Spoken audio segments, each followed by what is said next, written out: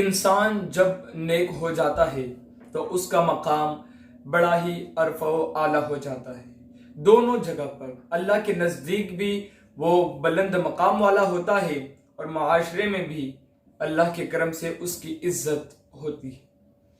لوگ کیا سمجھتے ہیں کہ نیک کون ہے؟ آج میں آپ کو بتاؤں گا۔ میرے پیارے آقا صلی اللہ تعالی علیہ وسلم کے پیارے دیوانوں، کیا انسان صرف نماز ادا کرے تو وہ نیک ہو جاتا ہے؟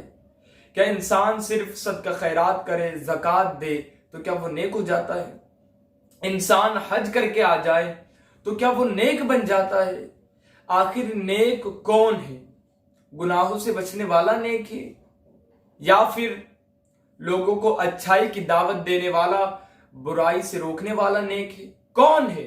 آخر کون ہے نیک؟ تو حضرت فضیل بن عیاض رحمت اللہ علیہ سے کسی نے پوچھا کہ حضور انسان نیک کب ہوتا ہے؟ تو حضرت فضیل بن عیاض رحمت اللہ علیہ نے بڑا بہترین جواب عطا کیا۔ فضیل بن عیاض کہتے ہیں کہ جس کی نیت میں نصیحت ہو، دل میں خدا کا خوف ہو، زبان پر سچائی ہو اور اس کے اعضاء سے اعمال صالحہ کا صدور ہو، وہ انسان نیک ہوتا ہے۔ میرے پیارے آقا صلی اللہ تعالی علیہ وسلم کی پیارے دیوانوں، ان صفات کو ہم اپنے اندر ٹٹولیں۔ کیا ہماری نیت میں نصیحت ہوتی ہے یا پھر ہماری نیت میں غداری، دھوکہ ہوتا ہے؟